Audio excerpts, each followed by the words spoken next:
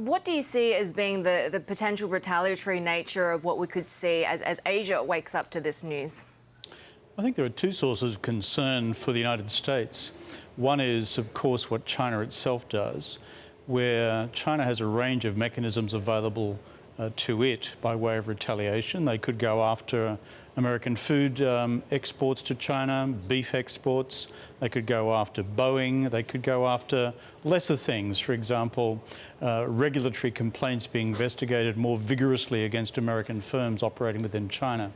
But the other set of concerns, I think, from Washington's perspective, will be what now happens with third countries. Remember, on steel, it's not just China that exports to the United States. Korea exports 3 times as much as China to the US, and Turkey does export more as well. So American allies are going to fall within perhaps the collateral damage which flows from this particular measure. I find it really interesting that this is happening, that he's sort of flexing his trade muscles at a time when over in Beijing, Xi Jinping's consolidation of power is essentially complete. How dangerous is this approach that President Trump has taken? We've seen Beijing mostly sanguine to previous kind of trade tiffs, but how do you think Xi is likely to react, given that he is, of course, also playing to a domestic audience there? Well, your question is well-founded, because we sometimes assume that in authoritarian political systems like China, that politics and political perceptions don't matter. But when these become matters of national face, then Chinese political leaders are not often all that different from other political leaders, and they need to be seen to be taking strong and firm action. I think that's one thing. The second is this: within the Chinese system, my most recent take on it is that it's divided right down the middle about whether to take the US on front and centre over actions such as this and earlier actions on white goods like washing machines, etc., or whether you simply allow this one to pass and try to calm things down, given the overall strategic significance of the US relationship. So, Prime Minister Rudd, what path do you think we should take? What path should be taken? Well, I have a pretty old-fashioned view about these things, which is we created this thing called the World Trade Organization, and I know it's a little hackneyed, but it does have its own dispute resolution mechanisms. You got to fight, send it there to be resolved, and for each matter, whether it's anti-dumping and the rest, to be resolved on its individual factual merits. And I know there are... It's there to be used for those disputes, right? Yeah, because the reason we formed the WTO, and before it the General Agreement on Tariff and Trade, because we worked out from a previous generation what happens when people start taking unilateral actions against each other.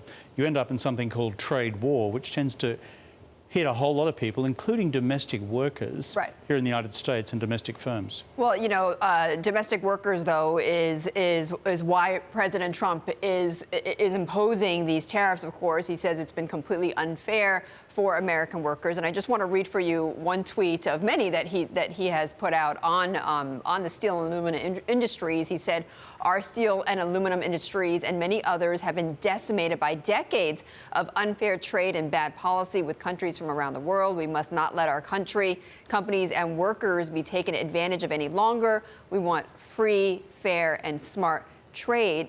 There's nothing really new in these comments. We've heard that so much on the campaign trail. But, you know, when he does talk about this sort of, you know, feeling among American workers is that it's gotten to a boiling point on this unfair and these, you know, quote unquote unfair trade practices.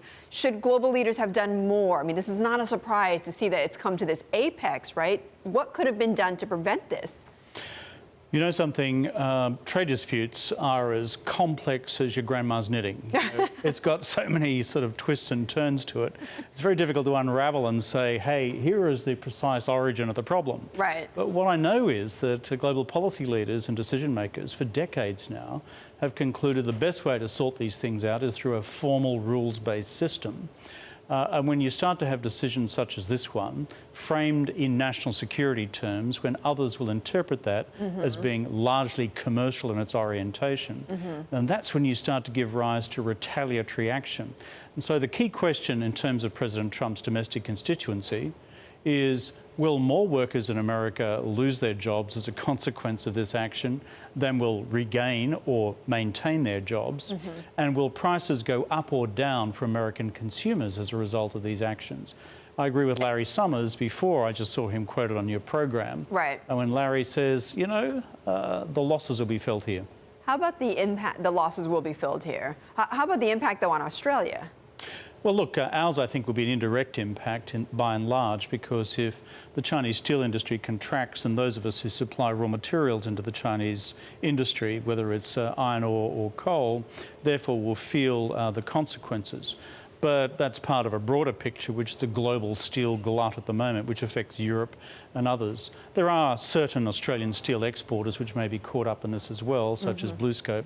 But the bottom line is this is principally a dynamic, as your colleague put to us before from Sydney, in the US-China relationship. And where this one unfolds in a country where Xi Jinping has just been further consolidated as numero uno, and where you now have effectively growing declarations of trade war, how does that play into the overall dynamics of the US-China relationship? And the feeling I get from officials, and those around the official community in Washington and in Beijing, and I speak to both sides, is that this is starting to career out of control. Prime Minister Rudd, you know, it feels like a long time since we had that extraordinary Davos speech by Xi Jinping, where there are a lot of expectations of China filling the leadership vacuum of Beijing, almost becoming this global champion of liberalisation as the US pulls back. Is that still a narrative that makes any sense? Well, Xi Jinping made that speech in Davos, and it was a very clever and effective speech, pulled together almost at the last minute, because it came straight after the Trump election, and it was in direct response to the president saying end of the Trans-Pacific Partnership on Trade and an end to American participation in the global climate change negotiations agreement, which had been reached in Paris in 2015. So the Chinese, intelligently, politically, marched straight into that vacuum and sought to fill it. They still fill that vacuum on the question of climate change, where it's ambiguous what the US administration will now do. But on trade, I think Xi Jinping will now be caught in these two worlds. Do I retaliate because there's a political imperative necessary to do so, and emotions are charged, or do we try and smooth this through? The visit by Liu He, the newly elected Politburo member, senior economic advisor to Xi Jinping, I think about the vice premier elect, if you like, of the country for the economy. He's in Washington at the moment. I imagine he'll be trying very hard to smooth this one down, pat it down so it doesn't explode, but it's a very volatile cocktail of emotions and political passions in Beijing, as well as, of course, in Washington. I wanted to end with your thoughts on these interesting comments from Twiggy Forrest, from Fortescue, of course, that he made on Thursday night, saying that Australia as a nation, in terms of policy, have disregarded a relationship with China that defines Australian modernity.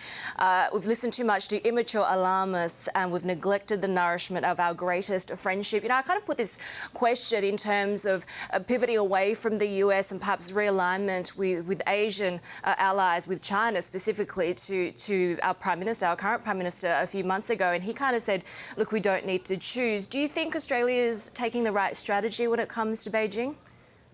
Boy, it's a long time since I've been asked to provide commentary on Twiggy Forrest, but hi Twiggy and Fortescue Metals.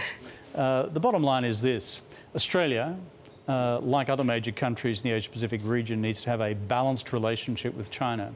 We have different political and national security interests to the Chinese. We have common economic interests.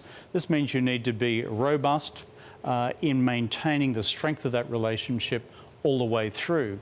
My criticism of Mr Turnbull in recent weeks has been this. I think largely responding to some domestic political impulses in Australia, he's taken a stridently anti-Chinese line. He used, I thought, quite a ridiculous line recently when he said it's time for the Australian people to stand up. Oh, that's a play on what Mao Zedong is supposed to have said in Tiananmen Square in '49. Not sure what he was playing at other than cute domestic politics, but we need, like all countries, a balanced relationship with Beijing, make the most out of the economy while preserving our security relationship with the United States.